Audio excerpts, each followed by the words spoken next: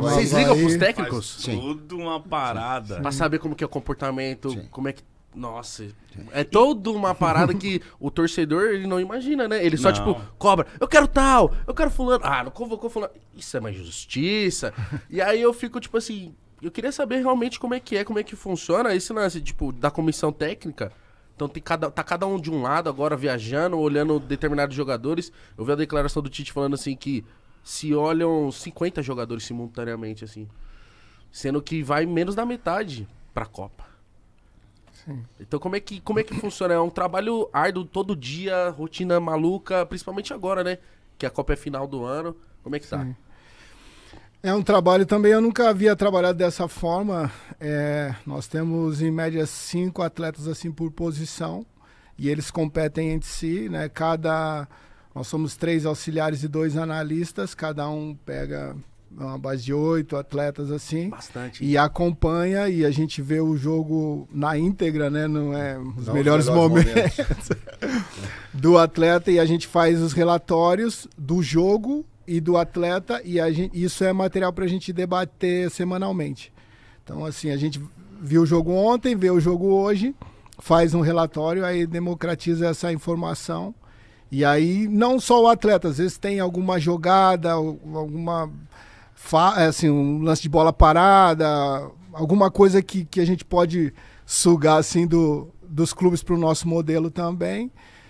E aí esse processo é o processo seletivo. A gente vai apurando e procura dentro do modelo. É lógico que quanto mais vai entrosando esse grupo, né, a oportunidade fica mais difícil. Porém, a cada convocação a gente faz esse trabalho, assim, depois e a é gente muito rico. a gente sintetiza isso e numa linguagem legal a gente fala assim, ó, a gente faz uma reunião com liderança reversa. Que cada um dá a sua verdade e tal. Na verdade, se quer isso, é quebra o pau. A reunião é quebra o pau. Vocês ficam discutindo de cada um defende a sua ótica, os seus convocados e a sua... para depois chegar no resultado final. Eu já O bicho pega. Eu já perguntei para jogador e queria saber de vocês. É tipo assim, por exemplo, um jogador tá se destacando. Vocês não é que vocês vão convocar agora, mas vocês começam a olhar para ele. Vocês chegam num jogador e falam assim, ó, tá mandando bem, continua. Tem esse tipo de diálogo com eles antes da convocação?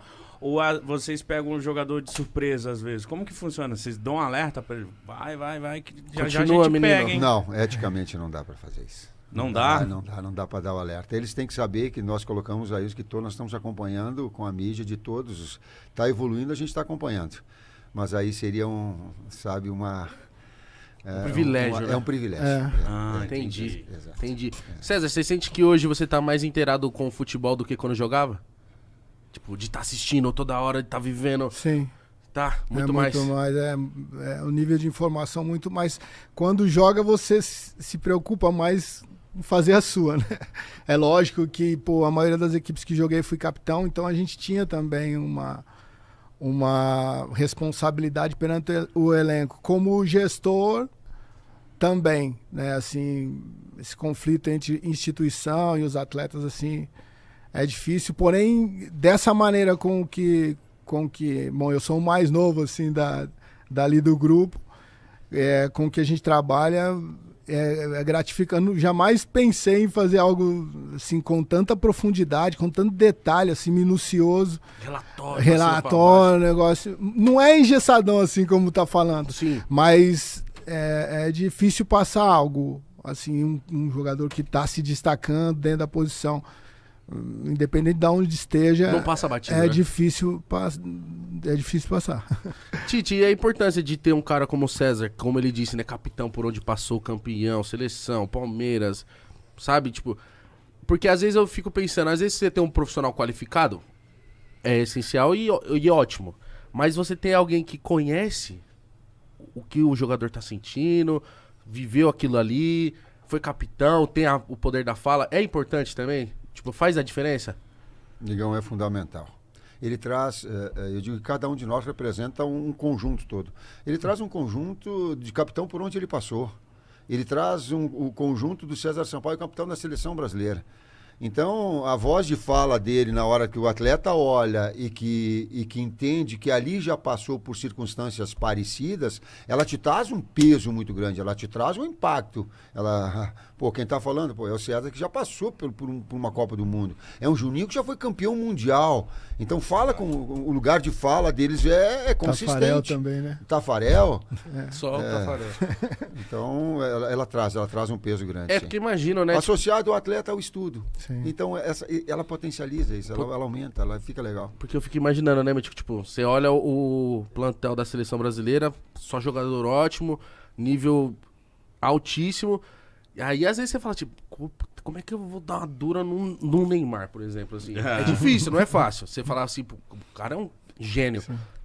Mas ele tem que ouvir também. Tem um momento que ele tem que ouvir. Então eu fico imaginando, né, como é que é esse lance, então a importância de ter uma equipe técnica qualificada. E eu queria saber uma dúvida, porque tem muita gente que... A gente é acho que os maiores defensores do Neymar aqui, que pega muito no pé dele, critica tudo, se potencializa tudo, qualquer coisinha. Como é que é o Neymar no dia a dia? Porque eu sei como ele é no dia a dia. Eu queria que você falasse, sabe? Como é que ele é no dia a dia? Eu tenho na relação com o Neymar uma relação muito transparente, muito clean, muito de boa, sabe, ao longo desse tempo todo. E eu me faço valer uma observação que o César Sampaio fez quando o Integrado foi numa situação que ele veio diferente, veio com uma expectativa e colocou assim, pô, cara, é muito fácil, é muito tranquilo trabalhar com o Neymar. Ele cria uma expectativa, exato. Porque a premissa é do Neymar ou qualquer outra pessoa. Quando o respeito ele acontece, é do lado humano, não é da... Ela tem a reciprocidade. Ela tem a conduta. Ela pode ter a crítica, ela pode ter o elogio. Colocado de uma forma educada, ela tem essa reciprocidade. E é assim com ele e assim com os outros também. Eu vi você falando que muita gente também pega no pé dele falando, não, porque ele quer resolver tudo sozinho, ele não toca a bola. E aí eu vi uma declaração sua, acho que foi o Rafinha que foi pra cima e errou. E ele tipo, puta, não vou tentar de novo. Ele, não, é pra tentar de novo. Vai pra cima, segura a bronca. Sim. Ele também é um líder dentro técnico, da seleção? Absolutamente sim. Inclusive para dividir agora o protagonismo com uma série de outros atletas que têm essa característica. O Antony tem essa característica, o Rafinha tem essa característica, o Vini tem essa característica, o Rodrigo tem essa característica.